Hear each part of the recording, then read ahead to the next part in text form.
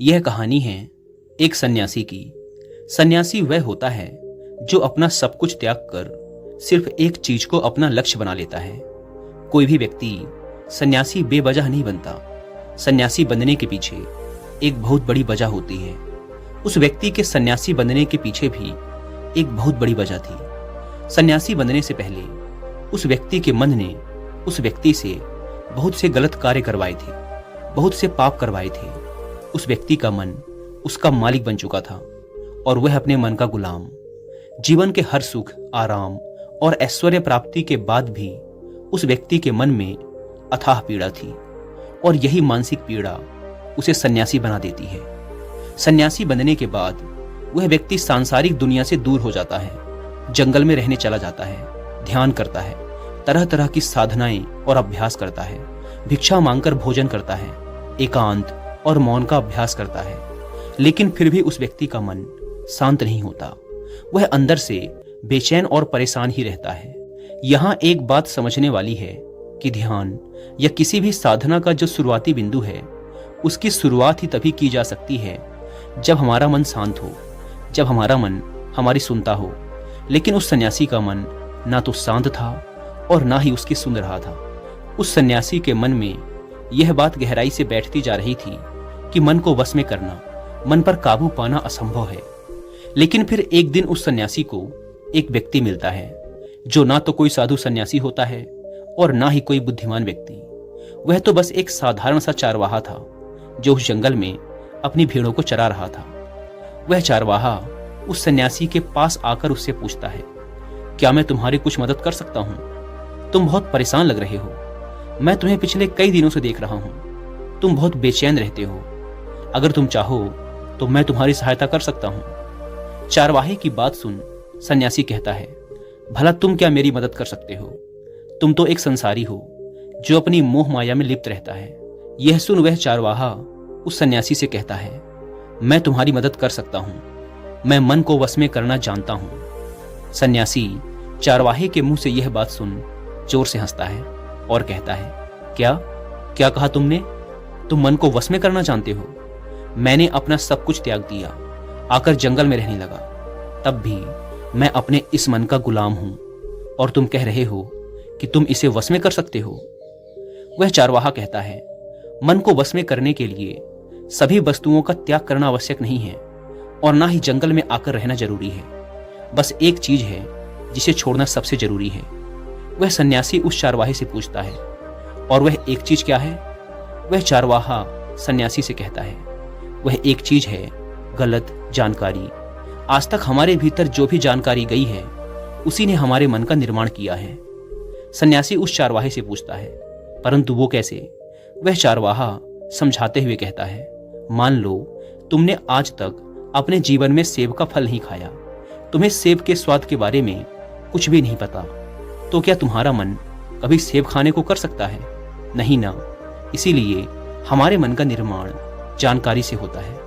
वह सन्यासी उस चारवाहे की बात से प्रभावित हो जाता है और उससे कहता है, क्या आप इस बारे में मुझे और विस्तार से समझा सकते हैं? वह चारवाहा उस सन्यासी से कहता है, अगर तुम अपने मन को वश में करना चाहते हो तो अब मेरी बातों को ध्यान से सुनना।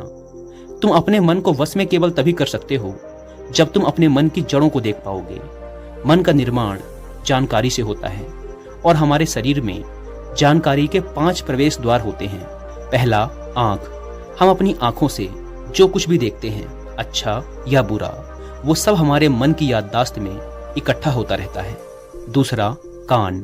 हमारे कान जो कुछ भी सुनते हैं वह भी हमारे मन में बीज के रूप में बो दिया जाता है। तीसरा, जीभ। जिस भी चीज का स्वाद हम एक बार ले लेते हैं वह हमारे मन की याददाश्त में अंकित हो जाता है। चौथा है नाक। जो भी हम एक बार सूंघ लेते हैं, खुशबू या बदबू, वो सभी हमारे मन में दर्ज हो जाती हैं। और पांचवा है त्वचा। जिस भी चीज को हम एक बार छू लेते हैं, स्पर्श कर लेते हैं, उसकी याददाश्त हमारे मन में कहीं न कहीं अंकित हो जाती है। इन 5 शारीरिक दरवाजों से जो भी जानकारी हमारे अंदर जाती है वह जानकारी बीजों के रूप में जमा हो जाती है और धीरे धीरे वृक्ष बनती है। हमारा मन मिट्टी की तरह है जिसमें बीज बोए जाते हैं और हमारी बुद्धि बीज बोने वाले किसान की तरह है अगर हमारी बुद्धि गलत जानकारी के बीजों को सही जानकारी के बीज समझकर बो देगी, तो जब भविष्य में वह बीज वृक्ष बनेगा तो वह खराब फल ही देगा। तुम्हारा मन तुम्हारे वश में इसीलिए नहीं है क्योंकि तुमने पहले से ही अपने मन में बहुत सारे गलत बीज बो रखे हैं और अब वो बीज बड़े वृक्ष बन चुके हैं। वह सन्यासी उस चारवाहे से पूछता है, तो अब मुझे क्या करना चाहिए, क्योंकि अब तक तो मैं बहुत सारे गलत बीज बो चुका हूं और जो बोए जा चुके हैं उन्हें वापस निकाल नहीं सकता। वह चारवाहा उस सन्यासी से कहता है, अब तक तुम अनजाने में गलत बीज बो रहे थे, लेकिन अब जानबूझकर सही बीज बोना आरंभ कर दो। भीतर अगर हजारों बीज गलत हैं तो क्या हुआ, अब से लाखों सही बीज बोने के लिए तैयार हो जाओ। तुम्हें बस पूरे दिन इस बात पर ध्यान देना है कि इन 5 द्वारों से तुम्हारे भीतर क्या जानकारी जा रही है और जो जानकारी जा रही है वो सही भी है या नहीं।